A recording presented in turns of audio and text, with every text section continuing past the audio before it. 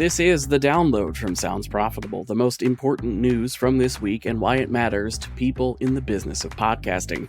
I'm Gavin Gaddis, in for Manuela Bedoya. And I'm Shreya Sharma. I'm traveling while recording this, so please excuse any wayward noises in the background. The Download is brought to you by Magellan AI. Track the trends in spend, ad load, podcasts on YouTube, and more with Magellan AI's advertising benchmark report for Q4, available now. You can find a link in the description or visit magellan.ai. This week, Google announces Ad Library, the maturing podcast ad industry attracts more mainstream brands, and audiobooks could become new audio advertising frontier. Let's get started. Let's start off the week with some promising news. Google is sharing with the class. From a Marketing Brew post yesterday by Ryan Barwick, quote, "The world's largest advertiser is launching an ads library," it announced Wednesday morning. The tool, dubbed Google's Ads Transparency Center, will let users see which ads an advertiser is running, in what regions they're running, and the dates those ads ran. The ads library is limited to a 30-day window of ads appearing. End quote. The library is currently limited to just creatives, so interested parties won't be able to see who the intended target audience was or the methodology for why the ad was shown.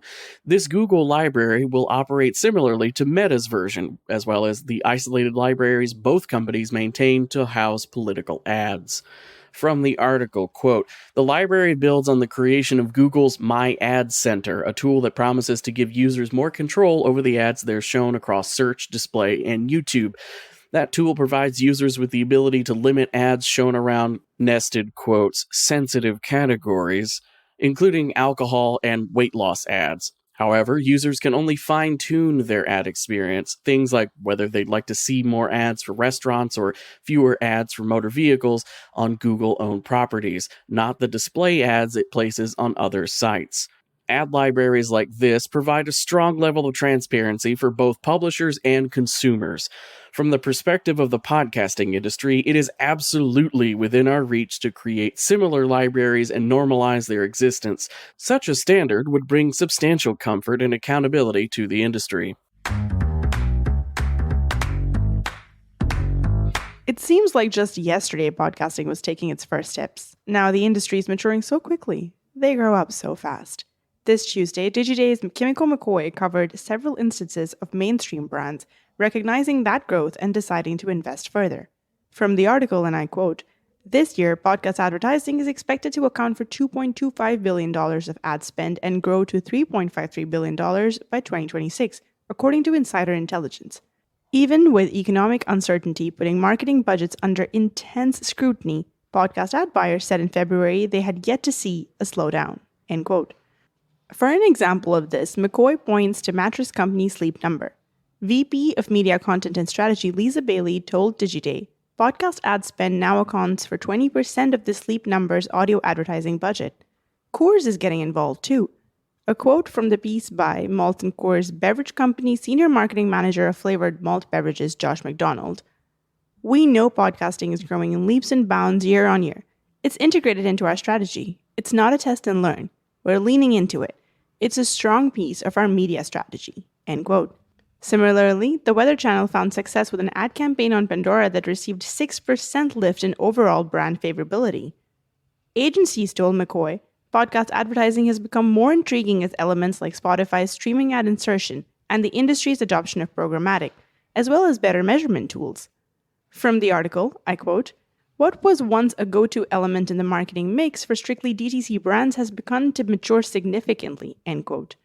Patrick Schmidt, managing director of Wheelhouse Labs, said in an email to Digiday, quote, "Brands accustomed to taking risks to reach their audiences through evolving platforms are winning big with partnerships in podcasts." End quote.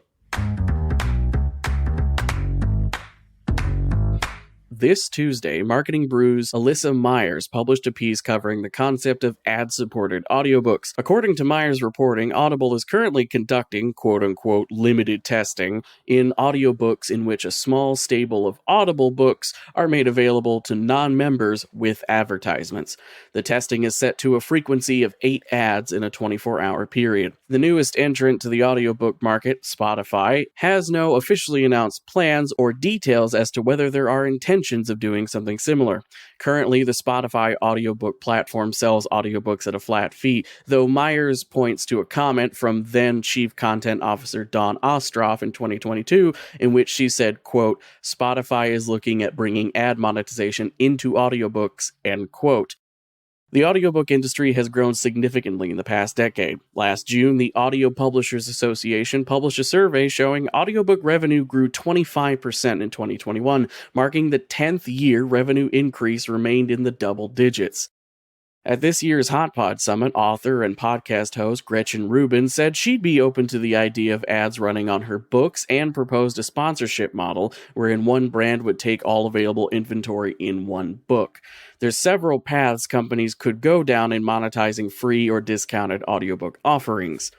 That said, audiobooks have traditionally been a product either sold at a flat fee or through a credit-based subscription system on services like Audible. Realm co-founder and CEO Molly Barton told Myers of Realm's consumer testing of ads in audiobooks and ebooks, returning a clear result. If the price is low enough, users are open to advertisements. A quote from Barton in the article, quote, "It's a premium, ad-free, transactional environment, full stop, and so I don't see the wisdom in changing that into an ad-supported space when there's already a robust ad-supported ecosystem for audio. Millions and millions and millions of people understand that audiobooks are a paid product and podcasts are ad-supported, so it seems like a very expensive proposition to retrain people," end quote. That common knowledge of audiobooks and podcasts effectively being polar opposites when it comes to cost and ad load will be a tricky one to overcome, but not impossible if implemented properly. Simply pushing a podcast-shaped strategy into an audiobook-shaped hole won't get the job done. It'll take finesse and adaptability, which, incidentally, are two things podcast advertising has proven particularly good at in the past. Finally, it's time for our semi-regular roundup of articles we're calling Quick Hits.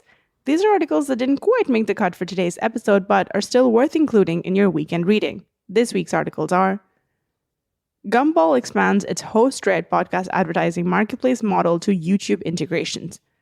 Gumball's self-service platform aims to help advertisers manage on-screen integration campaigns with YouTube content creators at speed and scale. Podcast company Audacy shakes up its leadership, retains Cadence 13 Studio by Ashley Carman. Audacy has a new executive vice president of podcast who promises, quote, "The era of the dumb deal in podcasting is coming to an end," end quote. And that was The Download, brought to you by Sounds Profitable. Today's episode was built using Spooler and hosted on Art19. Find out more at spooler.fm and art19.com. I know we went through today's stories fast, so be sure to check out the links to every article mentioned right in your podcast listening app or at soundsprofitable.com/podcasts. And thank you for sticking with us as we bring you the top stories you might have missed from the past week. I'm Gavin Gaddis. And I'm Shreya Sharma. Our producers are Brian Barletta, Gavin Gaddis, and Tom Webster. Special thanks to Art19 for hosting The Download. And thanks to you for joining us. Robot?